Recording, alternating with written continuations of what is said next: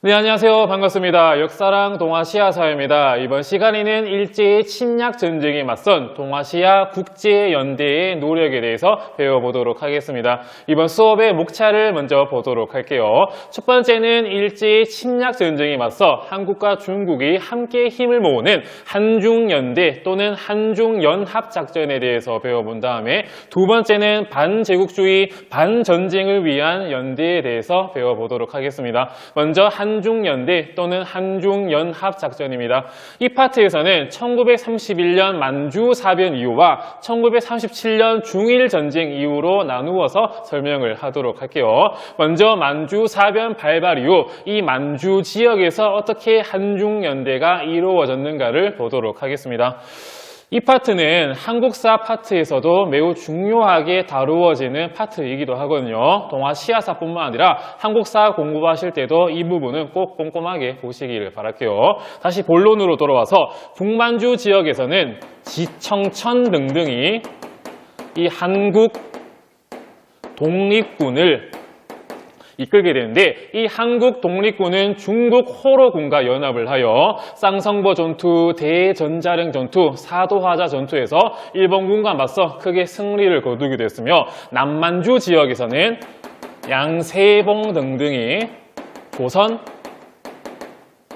혁명군을 이끌게 되는데, 이 조선혁명군은 중국 의용군과 연합을 하여 영릉가 전투, 흥룡성 전투에서 일본군과 맞서 싸우게 되었습니다. 이렇게 부대들이 중국군과 연합작전을 전개하게 됐으며, 조선혁명군은 중국 의용군과 함께 한중항일 동맹회를 1935년에 결성하기도 했습니다. 그리고 한국과 중국의 사회주의자들이 또 하나의 연합군대를 만들기도 하거든요. 이게 바로 1933년에 조직이 되었던 동북인민혁명군입니다. 이 동북인민혁명군은 항일 유격투쟁을 전개하게 되거든요. 이 유격은 다른 말로 게릴라전이기도 한데, 소수의 전투 병력을 이끌고 적진에 쳐들어가서 치고 빠지는 이른바 기습가, 빠지는 그런 전투 작전을 수행하는 게 유격투쟁인데, 이 동북인민혁명군이 한국과 중국의 연합군이었다, 이거 아시면 되겠고요. 이 동북인민혁명군이 1936년에는 이 동북항일 연군으로 확대 개편되기도 합니다. 자, 이번에는 이어서 만주사변 이후 이 파트에서 중국 관내 지역, 이른바 중국 본토 내에서 어떻게 한중연대가 이루어졌는가를 보도록 하겠습니다. 1931년 또는 1932년쯤에 한중민족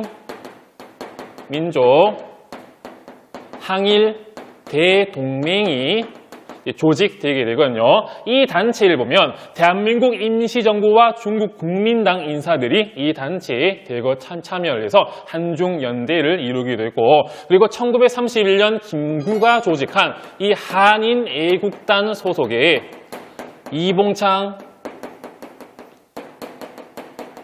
윤봉길 의사의 의거를 계기로 한중연대가 활발히 이루어지게 되거든요. 특히 여기 윤봉길 의사가 상하이 홍커우 공원에서 물통 폭탄을 던지고 많은 성과를 내게 되자 국민정부가 이 대한민국 임시정부를 지원을 하는데 가장 큰 계기로 작용되기도 하거든요. 국민당의 장제스가 말하기를 중국의 100만 대군도 못할 일을 조선 청년 한 명이 해냈다, 극찬을 하면서 임시정부를 지원하는 지속적인 계기로 작용하기도 합니다. 자, 이제는 만주사변을 넘어서서 1937년 중일전쟁 이후로 보도록 할게요.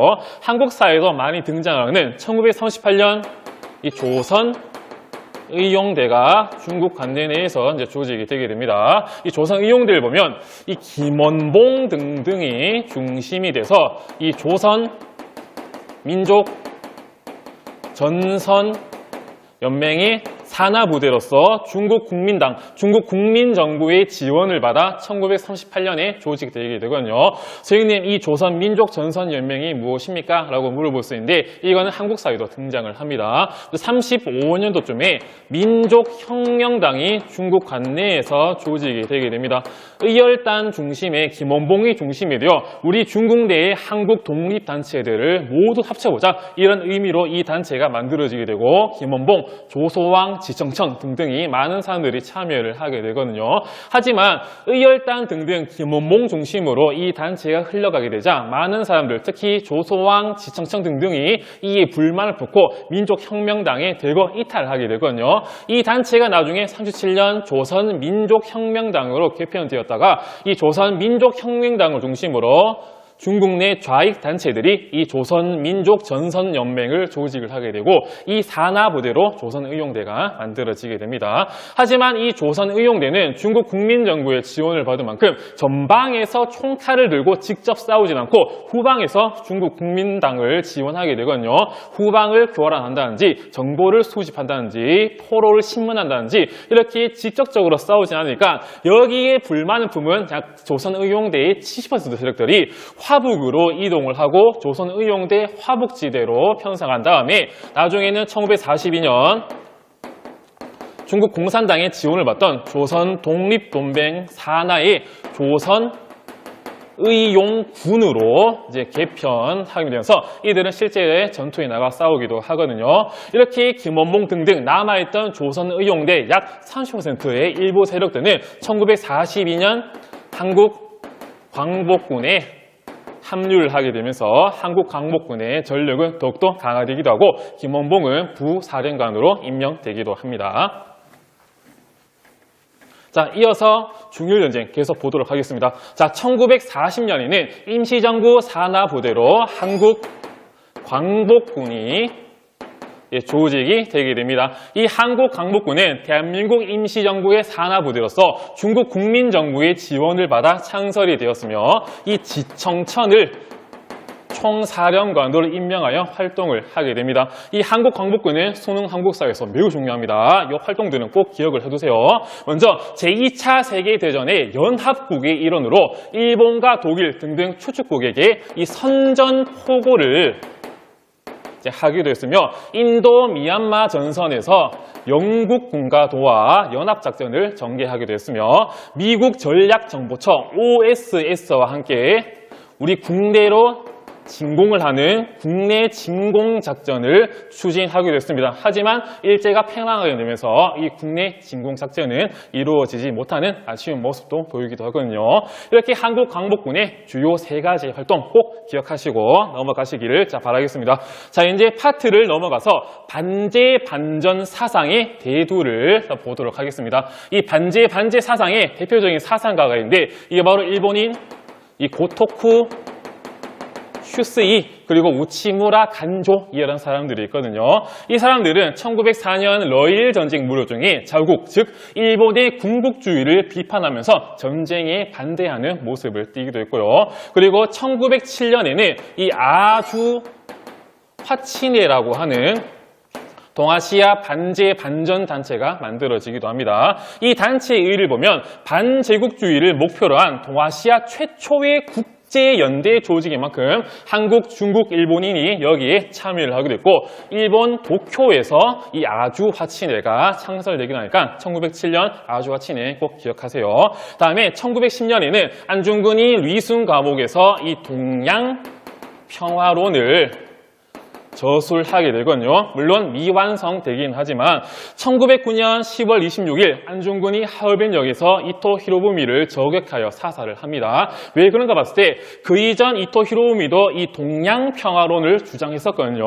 하지만 그 동양평화가 을사늑약이 체결되는 그 모습을 보고 안중근이 실망을 하고 이토 히로부미를 쏘게 되거든요. 그래서 이 안중근이 리순 감옥에 선생님이 설명을 하다가 카메라 배터리가 나가는 바람에 카메라가 꺼져 버렸거든요. 그래서 다시 돌아와서 설명을 하도록 하겠습니다. 자, 1910년 안중근이 리순 감옥에 수감된 상태에서 동양의 평화를 위한 구체적인 방법을 제시하게 되는데 이게 바로 안중근의 동양평화론이라고 할 수 있습니다. 물론 이 동양평화론은 1910년 3월 달에 안중근이 사형을 당하게 되면서 집필이 완성되지 못했지만 그 내용을 보면 일본의 한국 침략 포기해라 이런 내용이 담겨져 있으며 그리고 리손에다가 한중일의 평화회의 기구를 설치한다든지 또는 리손에다가 한중일의 평화군대를 조직을 한다든지 동아시아 3국의 상호 협력을 주장하는 내용이 담겨져 있기도 합니다.